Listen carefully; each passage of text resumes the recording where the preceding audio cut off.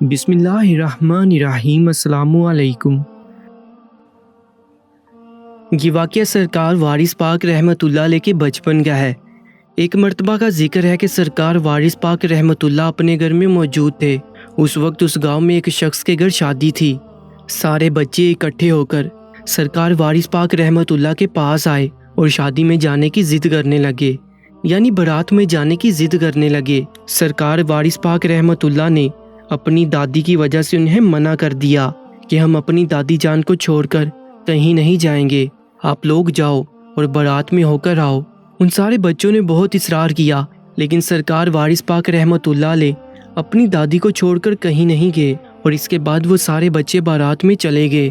دوسرے دن جیسے ہی لڑکے والے دلہن کو ڈولی میں بٹھا کر اپنے گھر لائے تو سرکار وارث پاک رحمۃ اللہ علیہ کے ساتھ والے جو بچے تھے وہ واپس آ کر سرکار وارث پاک رحمۃ اللہ علیہ کے پاس آئے اور انہیں ساتھ لے کر دولہے کے گھر پہنچ گئے۔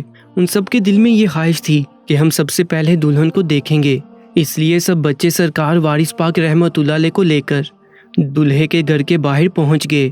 جیسے ہی دلہن کی ڈولی دولہے کے گھر کے پاس آ کر رکی تو سرکار وارث پاک رحمۃ اللہ اور ان کے ساتھ والے بچے ڈولی کے قریب گئے۔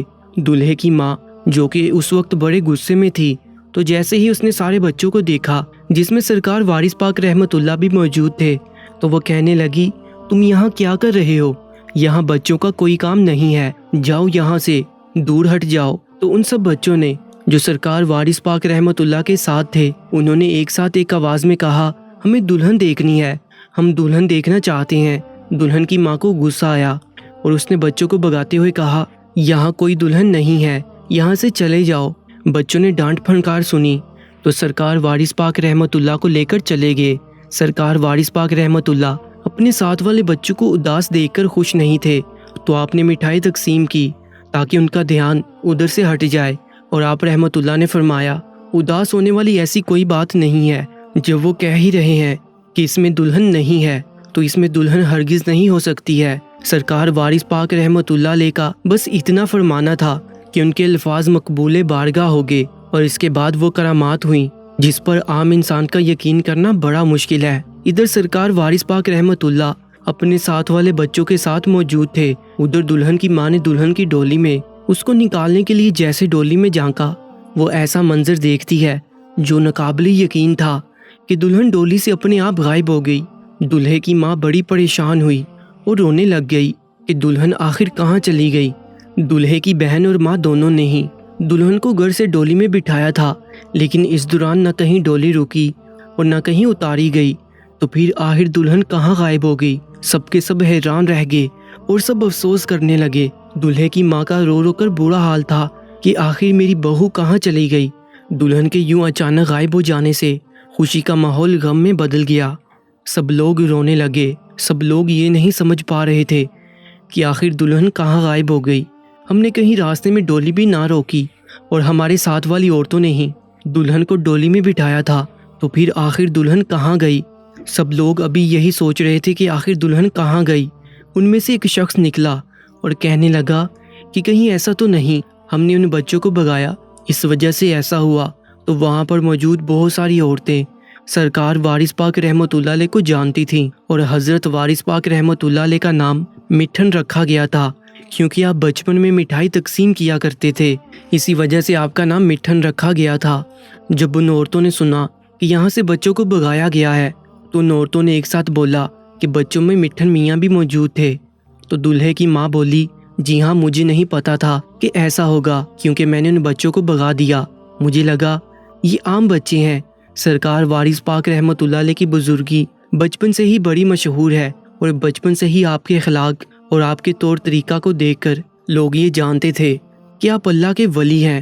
بہرحال سارے لوگوں نے مشورہ کیا کہ کیوں نہ مٹھن میاں کے پاس، یعنی سرکار وارث پاک رحمۃ اللہ کے پاس ہی جایا جائے۔ اب وہی شاید اس مسئلے کا کوئی حل بتا سکتے ہیں، وہی کوئی ترکیب بتا سکتے ہیں کہ آخر دلہن کیسے واپس آ سکتی ہے۔ سب کے سب باراتی، دلہے کی ماں اور سب لوگ سرکار وارث پاک رحمۃ اللہ علیہ کو ڈھونڈنے لگے۔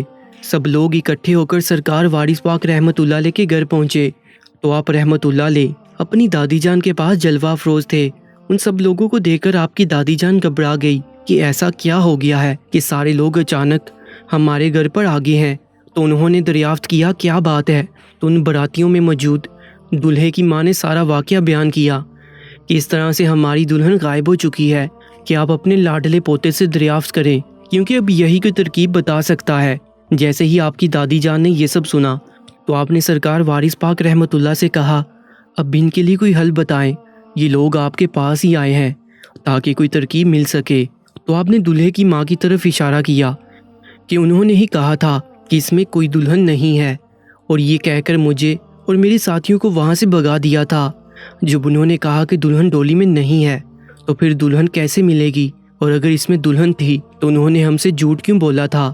سرکار وارث پاک رحمۃ اللہ کی یہ بات سن کر دلہے کی ماں بہت شرمندہ ہوئی۔